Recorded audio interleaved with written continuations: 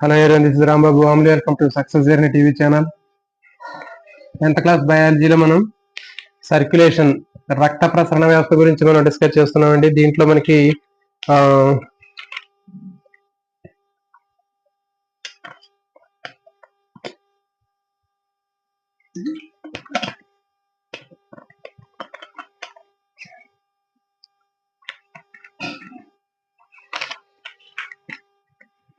రక్త ప్రసరణ వ్యవస్థలో మనం శోషరసం లింఫ్ గురించి నేర్చుకున్నాము. నెక్స్ట్ బీపీ, దానికంటే ముందు ఆ పేజీలో మనకి ఓపెన్ సర్క్యులేషన్, క్లోజ్డ్ సర్క్యులేషన్ అనేది ఉంది. వివృత రక్త ప్రసరణ వ్యవస్థ, సంవృత రక్త ప్రసరణ వ్యవస్థ. ఇది కూడా చాలా చాలా ఇంపార్టెంట్ అండి. వీటి మీద బిట్లు కూడా ఇట్లా అడగడానికి అవకాశం ఉంటుంది. సంవృత రక్త ప్రసరణ వ్యవస్థ, వివృత రక్త ప్రసరణ వ్యవస్థ అంటే చూడండి, సంవృత రక్త ప్రసరణ అంటే సంవృత అంటే క్లోజ్డ్ సర్క్యూట్, వివృత అంటే ఓపెన్. వివృత రక్త ప్రసరణ అంటే ఓపెన్ సర్క్యులేషన్, సంవృత రక్త ప్రసరణ అంటే క్లోజ్డ్ సర్క్యులేషన్. అంటే ఏ జంతువుల్లో అయితే రక్తము రక్తనాళాల్లో ప్రవహిస్తుందో దాన్ని, అలాంటి రక్త ప్రసరణ వ్యవస్థని సంవృత రక్త ప్రసరణ వ్యవస్థ అంటారు. అంటే రక్త ప్రసరణ వ్యవస్థలో రక్తం అనేది ప్రత్యేకంగా కొన్ని గొట్టాల్లాగా ఉన్నటువంటి ట్యూబ్స్ లో బ్లడ్ అనేది సర్క్యులేట్ అవుతూ ఉంటుంది. అలాంటి సర్క్యులేషన్ ఏమంటారంటే క్లోజ్డ్ టైప్ ఆఫ్ సర్క్యులేషన్ అంటారు. అట్లా కాకుండా ఇంకొక రకమైనటువంటిది ఉంది, దాన్ని ఓపెన్ సర్క్యులేషన్ అంటారు. అంటే వివృత రక్త ప్రసరణ వ్యవస్థ అంటారు. అంటే దాంట్లో ఎలాంటి గొట్టాలు ట్యూబ్స్ లాంటివి ఉండవు. రక్తం అనేది డైరెక్ట్ గా రక్తనాళాల్లో బ్లడ్ వెజల్స్ లో ట్రాన్స్పోర్ట్ అవ్వకుండా డైరెక్ట్ గా ఒక పార్ట్ నుంచి ఇంకో పార్ట్కి పెద్ద పెద్ద క్యావిటీస్ లాంటివి ఉంటాయి. సో వాటిలోంచి అవి ట్రాన్స్పోర్ట్ అవుతూ ఉంటుంది. దాన్ని ఓపెన్ సర్క్యులేషన్ లేకపోతే వివృత రక్త ప్రసరణ వ్యవస్థ అంటారు. అయితే సంవృత రక్త ప్రసరణ వ్యవస్థ అనేది వేటిలో ఉంటుందో చూద్దాం ముందు. సంవృత రక్త ప్రసరణ వ్యవస్థ తీసుకున్నట్లయితే అకశేరుకాలలో సంవృత రక్త ప్రసరణ వ్యవస్థ అనేటటువంటిది, అంటే రక్తనాళాల్లో రక్తం ప్రయాణం చేయటం అనేటటువంటిది వేటిలో ఉంటుంది అంటే అకశేరుకాలలో అనిలేడ. గుర్తుపెట్టుకోండి, అనిలేడ వర్గంలో ఉన్నటువంటి వానపాము కానివ్వండి, ఎర్త్వామ్స్, లీచెస్, అనిలేడలో రక్తం అనేది రక్తనాళాల్లో ప్రయాణం చేస్తుందండి. కొంచెం మరి అనిలేడ తీసుకున్నట్లయితే అనిలేడలో కొంచెం అడ్వాన్స్డ్ గా ఉన్నటువంటి జంతువులు ఇవి అనిలేడ జీవులు. వీటిలో మొట్టమొదటిసారిగా రక్త ప్రసరణ వ్యవస్థ అనిలేడలోనే కనిపించడం జరిగింది. వీటిలో రక్తనాళాలు ఉంటాయి, రక్తంలో హిమోగ్లోబిన్ ఉంటుంది. కాబట్టి అనిలేడ వర్గంలో రక్తం అనేది రక్తనాళాల్లో ప్రయాణం చేయటం జరుగుతుంది. మరి తర్వాత అనిలేడ తర్వాత ఆర్ద్రోపడాలో మనకి సంవృత రక్త ప్రసరణ వ్యవస్థ ఉండదు, దాంట్లో వివృత రక్త ప్రసరణ ఉంటుంది. తర్వాత అనిలేడ, ఆర్ద్రోపడ, మలస్కా. మలస్కా తీసుకున్నట్లయితే మలస్కాలో కొన్ని జంతువుల్లో మాత్రమే, గుర్తుపెట్టుకోండి, మలస్కా వర్గంలో కొన్ని జంతువులు మాత్రమే క్లోజ్డ్ సర్క్యులేషన్ ఉంటుంది, అంటే సంవృత రక్త ప్రసరణ వ్యవస్థ ఉంటుంది. మరి ఆ కొన్ని జంతువులు ఏవి అంటే సెఫలోపోడా. గుర్తుపెట్టుకోండి, మలస్కా వర్గంలో ఉన్నటువంటి సెఫలోపోడా విభాగానికి చెందినటువంటి జంతువులన్నీ కూడా కొంచెం అడ్వాన్స్డ్ ఫీచర్స్ ఉంటాయి దాంట్లో. మరి ఆ మలస్కా వర్గంలో సెఫలోపోడా విభాగంలో ఉండేటటువంటి జంతువులు ఏంటి అంటే ఆక్టోపస్, సెఫియా, లాలిగో. సో ఇట్లాంటివి ఉంటాయండి. ఇవి గుర్తుపెట్టుకోండి. వీటిలో రక్తం అనేది సంవృత రక్త ప్రసరణ వ్యవస్థ ఉంటుంది. వీటిలో అంటే రక్తము రక్తనాళాల్లో ప్రయాణం చేయడం జరుగుతుంది. కొన్ని మొలస్కా జీవులు అని గుర్తుపెట్టుకోవాలి. కొన్ని మొలస్కా జీవుల్లో సంవృత రక్త ప్రసరణ వ్యవస్థ ఉంటుంది. మిగిలినటువంటి అన్ని మొలస్కా జీవుల్లో కూడా వివృత రక్త ప్రసరణ వ్యవస్థ ఉంటుంది. అంటే చాలా మనకి అక్కడ టెక్స్ట్ బుక్ లో చాలా జీవుల్లో అని మనకి అక్కడ వివృత రక్త ప్రసరణ వ్యవస్థలో ఉంటుంది. సంవృత రక్త ప్రసరణ వ్యవస్థలో కొన్ని మొలస్కా జీవుల్లో అని ఉంటుంది.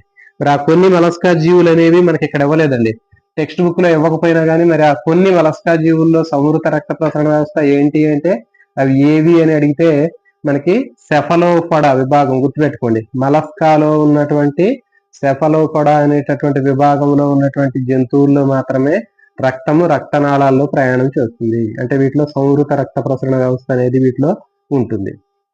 అవి ఏంటి అంటే ఎగ్జాంపుల్ అడిగితే ఆక్టోపస్, సెఫియా, లాలిగో. సో వీటిలో మాత్రమే రక్తము రక్తనాళాల్లో ప్రయాణం చేస్తుంది. మిగిలినటువంటి అన్ని మలస్కా జీవుల్లో కూడా రక్తం అనేది వివృత రక్త ప్రసరణ వ్యవస్థ ఉంటుంది, అంటే ఓపెన్ సర్క్యులేషన్ అనేది ఉంటుంది. వీటిలో ఎలాంటి బ్లడ్ వెజల్స్ ఉండవు. నెక్స్ట్ మరి తర్వాత వివృత రక్త ప్రసరణ వ్యవస్థ. తర్వాత ఈ సంవృత రక్త ప్రసరణ వ్యవస్థలో అకశేరుకాలు తీసుకున్నట్లయితే అకశేరుకాల్లో అనిలేడాలో ఉంటుందని చెప్పాము. తర్వాత మలస్కాలో కేవలం సెఫలోపోడాలోనే ఉంటుందని చెప్పాము సంవృత రక్త ప్రసరణ వ్యవస్థ. ఆ తర్వాత ఇకైనోడర్మేటాలో కూడా రక్తం అనేది రక్తనాళాల్లాగా ఉన్నటువంటి కొన్ని గొట్టాల్లో ప్రయాణం చేస్తూ ఉంటుంది. కాబట్టి దీంట్లో కూడా మనకి మలస్కా, ఎకైనోడెర్మేటా కూడా మనకి దీంట్లో సంవృత రక్త ప్రసరణ వ్యవస్థ కిందకే వస్తుంది. నెక్స్ట్ సకశేరుకాలు తీసుకున్నట్లయితే సకశేరుకాలలో ఉన్నత వర్గానికి చెందినటువంటి సకశేరుకాలలో మాత్రమే, హయ్యర్ కార్డియేట్స్ లో మాత్రమే రక్తం అనేది రక్తనాళాల్లో ప్రయాణం చేస్తుంది. సో కాబట్టి మనం గుర్తుపెట్టుకునేది ఏంటి అంటే అనిలేడా, తర్వాత ఆర్ద్రోపోడా లేదు, మలస్కా. ఆ మలస్కాలో కూడా కొన్ని మాత్రమే, అవి కూడా సెఫలోపోడా, అవి ఆక్టోపస్, లాలిగో లాంటి జంతువులు సెఫలోపోడాకి సంబంధించినటువంటివి. తర్వాత ఎకైనోడెర్మేటా. నెక్స్ట్ సకశేరుకాలు తీసుకున్నట్లయితే కార్డియేట్స్ తీసుకున్నట్లయితే కార్డియేట్స్ లో హయ్యర్ కార్డియేట్స్ అంటే మనకి యూరో కార్డియేటా, సెఫలో కార్డియేటా, వర్టిబ్రేటా అనే 3 రకాలైనటువంటివి ఉంటాయి కార్డియేటాలు. మరి ఆ లోయర్ కార్డియేట్స్ అంటే ఏంటి అంటే యూరో కార్డియేటా, సెఫలో కార్డియేటా. యూరో కార్డియేటా, సెఫలో కార్డియేటా లోయర్ కార్డియేట్స్ కాబట్టి ఈ లోయర్ కార్డియేట్స్ లో మనకి క్లోజ్డ్ సర్క్యులేషన్ అనేది ఉండదు. మరి మిగిలినటువంటి యూరో కార్డియేటా, సెఫలో కార్డియేటా తరువాత ఉన్నటువంటి వర్టిబ్రేటా ఏవైతే ఉన్నాయో అంటే చేపలు, ఉభయచరాలు, సరీసృపాలు, పక్షులు, క్షుద్రాలు వీటన్నింటిలో కూడా క్లోజ్డ్ టైప్ ఆఫ్ సర్క్యులేషన్ ఉంటుంది, అంటే సంవృత రక్త ప్రసరణ వ్యవస్థ ఉంటుంది. మరి వివృత రక్త ప్రసరణ వ్యవస్థ చూద్దాం. అంటే రక్తము రక్తనాళాల్లో లేకుండా డైరెక్ట్ గా కొన్ని క్యావిటీస్ లాంటి స్పేసెస్ లో వెళ్తూ ఉంటుంది. దాన్ని ఏమంటారంటే ఓపెన్ సర్క్యులేషన్ అంటారు, లేకపోతే వివృత రక్త ప్రసరణ వ్యవస్థ అంటారు. రక్తనాళాలు లేనటువంటి రక్త ప్రసరణ వ్యవస్థ ఏది అంటే వివృత రక్త ప్రసరణ వ్యవస్థ, open type of circulation.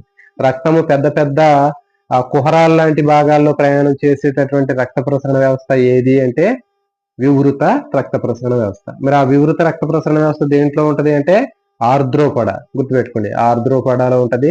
Next చాలా మలస్కా జీవుల్లో, ఆ చాలా మలస్కా జీవులు అంటే ఇంతకుముందు చెప్పాం కదా మనం, సెఫలోపడా కాకుండా ఆక్టోపస్, సెఫియా, లాలిగో అవి కాకుండా చాలా మలస్కా జంతువుల్లో ఉంటుంది open type of circulation.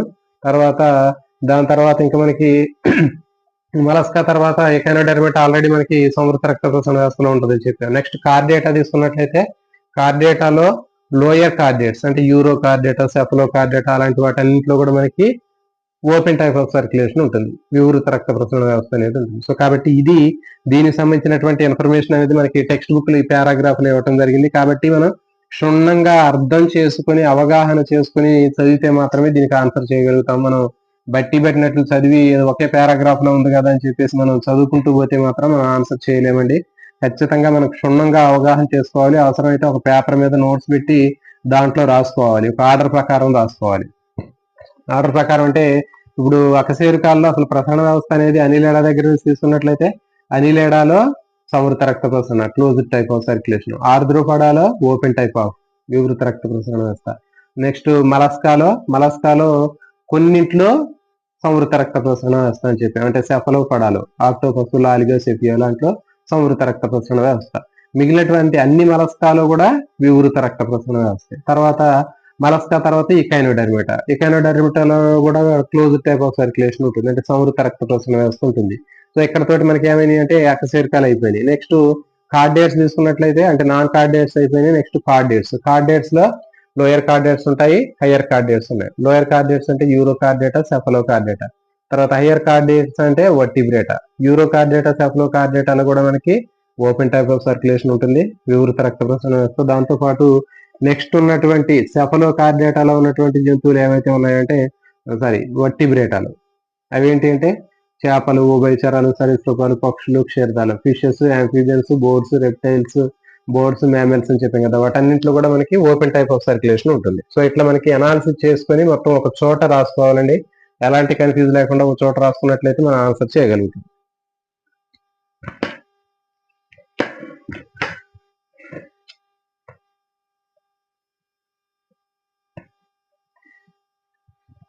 Next చూడండి, ఇక్కడ మీకు తెలుసా అనేటటువంటిది ఉందండి.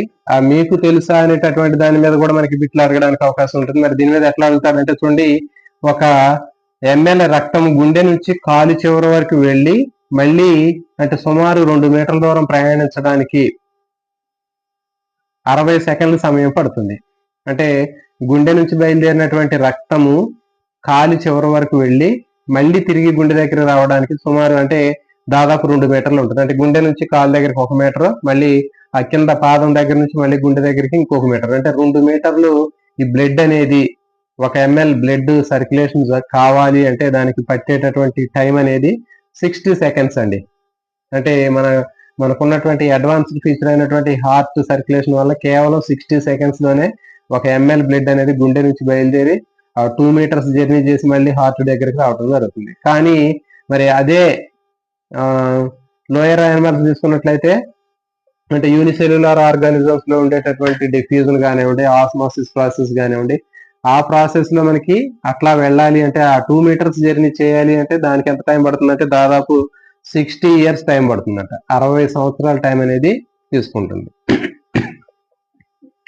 కాబట్టి ప్రతి ఒక్కటి కూడా మనం క్షుణ్ణంగా అర్థం చేసుకొని అవగాహన చేసుకోవాలి. అప్పుడు మాత్రమే మనం ఆన్సర్ చేయగలుగుతాము. నెక్స్ట్ రక్తపీడనం అని చూడండి. దాంట్లో తర్వాత ఉన్నటువంటి టాపిక్ రక్తపీడనం.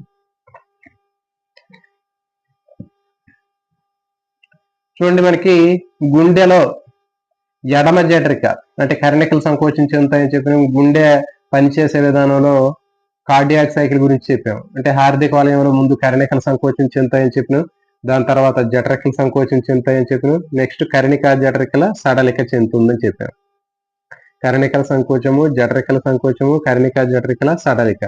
మరి ఆ జఠరిక సంకోచం చెందినప్పుడు కర్ణికల సంకోచం తర్వాత జఠరిక ఎప్పుడైతే ఒక్కసారిగా సంకోచిస్తుందో ఆ జఠరిక సంకోచించినప్పుడు ఎడమ జఠరికలో ఉన్నటువంటి మంచి రక్తము బృహద్దమని లేదా ఎవోటాలోకి ఎక్కువ ఫోర్స్ తోటి వస్తుంది. అది ఎంత పీడనంతో రక్తం అనేది ఆ బృహద్దమనిలోకి వస్తుందో దానినే రక్తపీడనం అంటారు. అర్థమవుతుంది కదా. అంటే ఎడమ జఠరికలో ఉన్నటువంటి ఎడమ కర్ణిక నుంచి ఎడమ జఠరికలోకి మంచి రక్తం వస్తుంది కదా. ఆ మంచి రక్తం ఎడమ కర్ణిక నుంచి ఎడమ జఠరికలోకి వచ్చినటువంటి మంచి రక్తము ఆ ఎడమ జఠరిక ఎప్పుడైతే ఒక్కసారిగా సంకోచం చెందినప్పుడు ఆ లెఫ్ట్ వెంట్రికిల్లో ఉన్నటువంటి ఎడమ జఠరికలో ఉన్నటువంటి ఆ ఆక్సిజనేటెడ్ బ్లడ్ ఒక్కసారిగా దానికి కనెక్ట్ అయి ఉన్నటువంటి ఆ ఎవోటా లేదా బృహద్దమని, మహాధమని లేకపోతే దైహిక మహాధమని ఏదైతే ఉందో దాంట్లోకి అది ఎక్కువ ప్రెజర్ తో రావడం జరుగుతుంది. అది ఎంతైతే ఒత్తిడితో వస్తుందో ఆ ఒత్తిడినే రక్తపీడనం అని చెప్తారు, బ్లడ్ ప్రెజర్ అని చెప్తారు. మరి ఈ బ్లడ్ ప్రెజర్ ని ఎక్కువగా మెజర్ చేయడానికి మనకి ఈ మోచేతి కంటే పైన ఉన్నటువంటి ఈ భాగం దగ్గర మనకి ఎక్కువగా ఆ బీపీని చెక్ చేయడం జరుగుతుంది. మరి ఆ బీపీని చెక్ చేయడానికి ఉపయోగించేటటువంటి ఆ డివైస్ ఏది అంటే స్పిగ్మోమానోమీటర్ అనేటటువంటి ఆ పరికరం తోటి మన యొక్క బీపీని కొలవటం జరుగుతుంది. అంటే రక్తపీడనం యొక్క విలువని తెలుసుకోవటం జరుగుతుంది. మరి అయితే రక్తపీడనం తెలుసుకోవడానికి మనకి ఆ బీపీ అనేటటువంటి దాన్ని రక్తపీడనం తెలుసుకోవడానికి స్పిగ్మోమానోమీటర్ లో 2 విలువలు అనేవి ఉంటాయండి. ఆ 2 విలువలు ఏంటి అంటే సిస్టోలిక్ పీడనము, రెండవది డయాస్టోలిక్ పీడనం. సిస్టోలిక్ పీడనము, డయాస్టోలిక్ పీడనం అంటే ఏంటి అనేవి ఇక్కడ చూద్దాం. అంటే చూడండి, అంటే ఎప్పుడైతే జఠరిక సంకోచం చెందుతుందో ఆ జఠరిక సంకోచం చెందినప్పుడు వచ్చేటటువంటి ఆ పీడనం ఏదైతే ఉందో ఆ పీడనాన్ని సిస్టోలిక్ పీడనం అంటారు. తర్వాత జఠరిక సడలిక చెందుతుంది. ఓకే, జఠరిక ఎప్పుడైతే ఆ లెఫ్ట్ వెంట్రికిల్ ఎప్పుడైతే రిలాక్స్ అవుతుందో సడలిక చెందుతుందో అప్పుడు వచ్చేటటువంటి పీడనాన్ని డయాస్టోలిక్ పీడనం అంటారు. అర్థమవుతుంది కదా. సో కాబట్టి సిస్టోలిక్ పీడనము, డయాస్టోలిక్ పీడనం. అంటే గుండె సంకోచం చెందటాన్ని సిస్టోల్ అంటారు, సడలిక చెందటాన్ని డయాస్టోల్ అంటారు. గుర్తుపెట్టుకోండి, హృదయం సంకోచం చెందటాన్ని సిస్టోల్ అంటారు, ఆ సడలిక చెందటాన్ని డయాస్టోల్ అంటారు. కాబట్టి ఇప్పుడు హృదయం అనేది సంకోచం సడలికలు చెందుతుంది. ఆ సంకోచం చెందటాన్ని సిస్టోల్ అంటారు, సడలిక చెందటాన్ని డయాస్టోల్ అంటారు. సో కాబట్టి ఆ సిస్టోల్ టైంలో అంటే హృదయం సంకోచం చెందేటప్పుడు, జఠరిక సంకోచం చెందేటప్పుడు వచ్చేటటువంటి పీడనం ఏదైతే ఉందో దాన్ని సిస్టోలిక్ పీడనం అంటారు. తర్వాత ఆ జఠరిక వెంట్రికిల్ రిలాక్సేషన్ చెందేటటువంటి టైంలో వచ్చేటటువంటి ఆ తక్కువ ప్రెజర్ ఏదైతే ఉందో తక్కువ పీడనాన్ని దాన్ని డయాస్టోలిక్ పీడనం అంటారు. కాబట్టి మనకి రక్త పీడనం లేదా బీపీ బ్లడ్ ప్రెజర్ తెలుసుకోవడానికి ఉపయోగించేటటువంటి ఆ వాల్యూ ఏది అంటే దాని formula systolic pressure by diastolic pressure. అంటే సిస్టోలిక్ పీడనము బై డయాస్టోలిక్ పీడనం ఈజ్ ఈక్వల్ టు రక్త పీడనం అంటారు. కాబట్టి మరి ఈ రక్త పీడనంలో సిస్టోలిక్ ప్రెజర్ ఎంత ఉంటుందంటే 120 ఉంటుందండి. సిస్టోలిక్ ప్రెజర్ అనేది ఎంత ఉంటుందంటే 120 mmHg, 120 mm/Hg. పాదరస మట్టం అని చెప్తారు కదా, మెర్క్యూరీ లెవెల్ తోటి దాన్ని చెప్తూ ఉంటారు. 120/80 mmHg. ఇక్కడ 120 అనేది సిస్టోలిక్ ప్రెజర్ బై 80 అనేది డయాస్టోలిక్ ప్రెజర్. సో కాబట్టి మనకి రక్తపీడనం లేదా బీపీని చెక్ చేయడానికి మనం చేసేటప్పుడు మనకి వచ్చేటటువంటి ఆ వాల్యూ ఏదైతే ఉందో దాన్ని ఏమంటారంటే 120/80 అంటారు. అంటే ఒక ఆరోగ్యంగా ఉన్నటువంటి హెల్తీగా ఉన్నటువంటి పర్సన్ లో ఆ రక్త పీడనం లేదా బీపీ అనేది ఎంత ఉండాలి అంటే నార్మల్ వాల్యూ ఎంత ఉంటుంది అంటే 120/80 ఉంటుంది. ఇక్కడ 120 అనేది సిస్టోలిక్ ప్రెజర్, తర్వాత 80 అనేది డయాస్టోలిక్ ప్రెజర్. సో ఇది గుర్తుపెట్టుకోవాలి.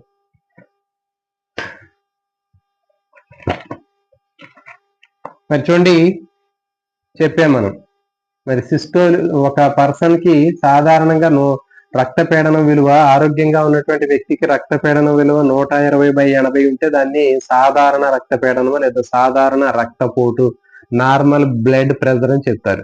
ఒకవేళ మరి 120/80 కంటే ఈ వాల్యూ పెరిగినట్లయితే, అంటే ఫర్ ఎగ్జాంపుల్ 120/80 అనేటటువంటి విలువ పెరిగితే అంటే 130/90, 130/90 లేదా 139/89, సో ఇట్లా మనకి ఉన్న వాల్యూ పెరిగినట్లయితే, ఇంక్రీజ్ అయితే దాన్ని హై బీపీ అంటారు.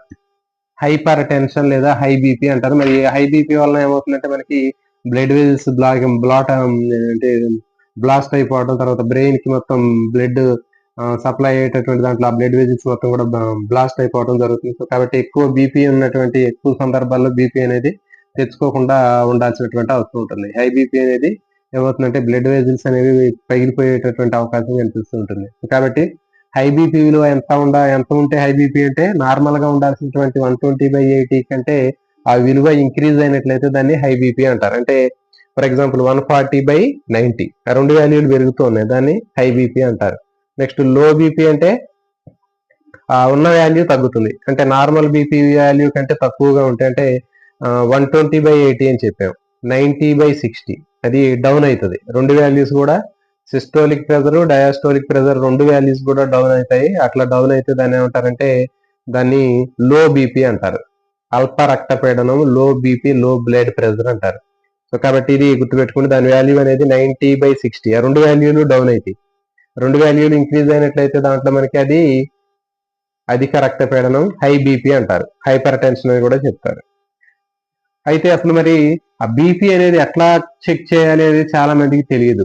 జనరల్ గా మనం చూస్తాము, వాళ్ళు మనకి ఒక డివైస్ పెడతారు, చేతికి ఒక రబ్బర్ క్లాత్ లాంటి దాన్ని పెడతారు, వాళ్ళు చెవిలో స్పిగ్మోమానోమీటర్ సంబంధించినటువంటి ఈ డివైజ్లన్నీ కూడా పెట్టేసి చూస్తూ ఉంటారు. మరి అది ఎట్లా చేస్తారు ఏంటి అనేది మనకి తెలుసుకోవాలి అంటే దానికి చాలా ఈజీగా ఉంటుందండి. దాని ప్రొసీజరు వాళ్ళు ఏం చేస్తారంటే అక్కడ ఒక మెర్క్యూరీ లెవెల్ కూడా చూస్తూ ఉంటాం మనం. ఆ మెర్క్యూరీ లెవెల్ ని బట్టి వాళ్ళు మనకి ఒక బీపీని కౌంట్ చేస్తారు. ఎట్లా కౌంట్ చేస్తారు అనేది మనం ఒకసారి చూద్దాం. దాంట్లో ఏంటి అంటే ఆ పేషెంట్ కి చేతికి ఇట్లా ఒక కప్స్ అనేటటువంటిది పెట్టేస్తారు. పెట్టిన తర్వాత ఒక చిన్న రబ్బర్ బల్బ్ అనేది ఉంటుంది. ఆ రబ్బర్ బల్బ్ ని బాగా ప్రెజర్ చేసినప్పుడు దానిలో ఉన్నటువంటి ఆ ట్యూబ్ నుంచి వచ్చి ఆ ఎయిర్ అనేది మనకి ఇక్కడ పట్టేస్తుంది. ఇక్కడ పట్టేసినప్పుడు మనకి ఒక పెద్ద నిలువుగా ఉన్నటువంటి ఒక మెర్క్యూరీ ట్యూబ్ అనేది ఉంటుంది. దాని మీద రీడింగ్స్ కూడా కనిపిస్తుంటాయి. మనం ప్రెజర్ చేస్తూ ఉంటే ఆ మెర్క్యూరీ లెవెల్ అనేది పైకి వెళ్తూ ఉంటుంది.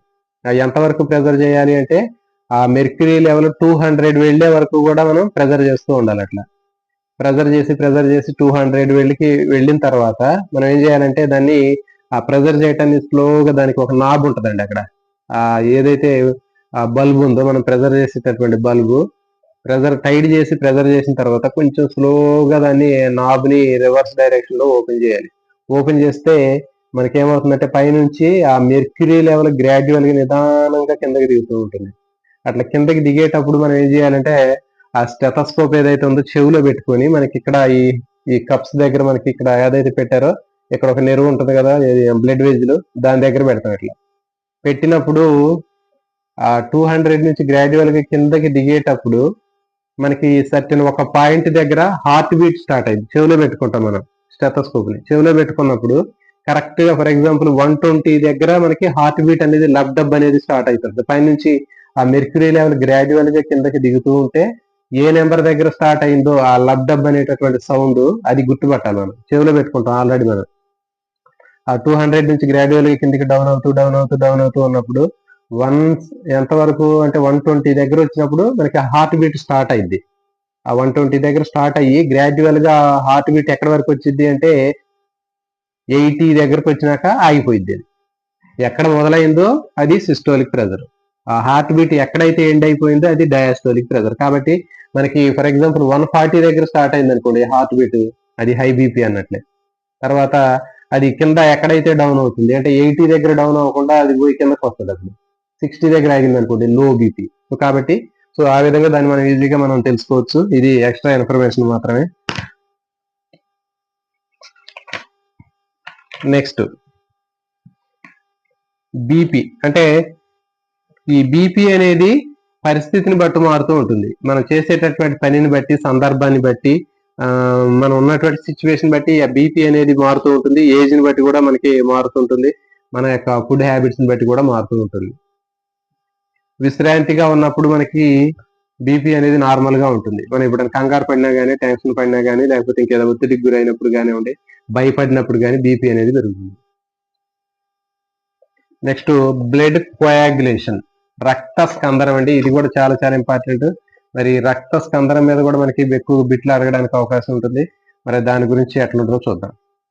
జనరల్ గా మనకి బ్లడ్ అనేది బ్లడ్ వెజిల్స్ లో అంటే ఇంటర్నల్ గా మన బ్లడ్ ఉన్నప్పుడు అది ఎప్పుడు కూడా లిక్విడ్ కండిషన్ లో ఉంటది. అంటే గడ్డ కట్టకుండా మనకి లిక్విడ్ కండిషన్ లో ఉంటది. కానీ ఎప్పుడైతే మన శరీరానికి ఏదైనా చిన్న డ్యామేజ్ జరిగి బ్లడ్ అనేది మన బాడీ నుంచి బయటికి వచ్చిందో వెంటనే అది ఏమవుతుంది, ఒక 3 to 5 minutes లో బ్లడ్ అనేది క్లాట్ అయిపోతుంది, రక్తం గడ్డ కడుతుంది. సో ఈ విధంగా మనకి శరీరానికి గాయం అయినప్పుడు, డ్యామేజ్ అయినప్పుడు, బ్లీడింగ్ అనేది జరిగిన తర్వాత ఒక 5-6 minutes లో బ్లడ్ అనేది క్లాట్ అవుతుంది. ఆ ప్రాసెస్ నే బ్లడ్ కోయాగ్యులేషన్ అంటారు. అంటే రక్త స్కందనం అని చెప్తారు.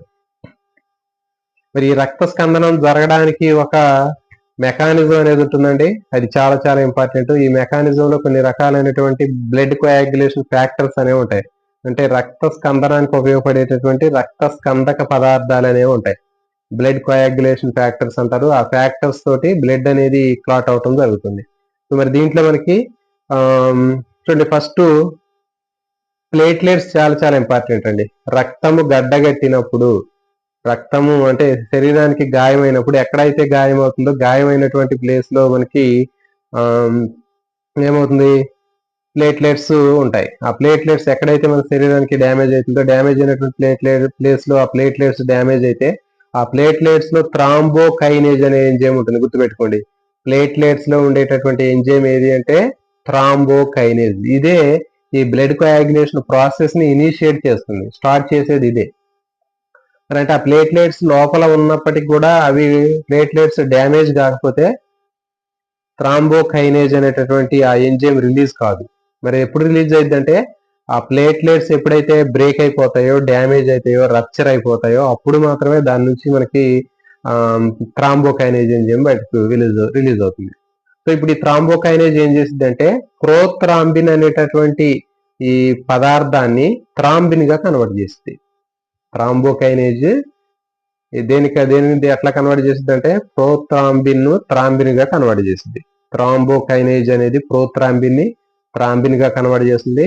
ఇప్పుడు ఈ థ్రాంబిన్ అనేది ఏం చేస్తుంది అంటే ఫైబ్రినోజన్ ని ఫైబ్రిన్ గా కన్వర్ట్ చేస్తుంది.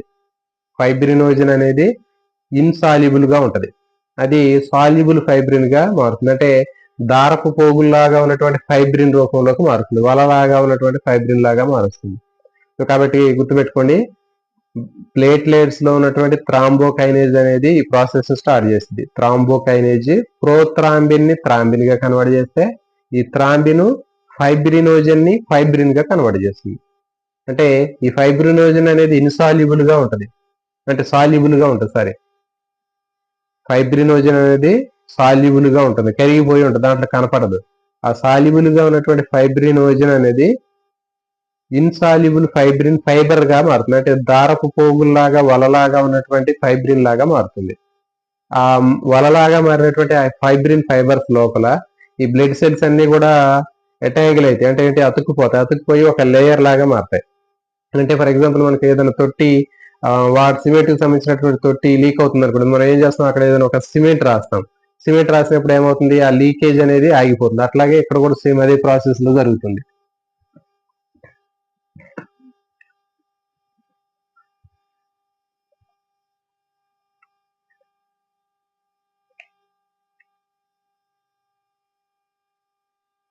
చెప్పాం కదా మనకి, మళ్ళీ ఒకసారి గుర్తుపెట్టుకోండి. ప్లేట్లెట్స్ లో ఉన్నటువంటి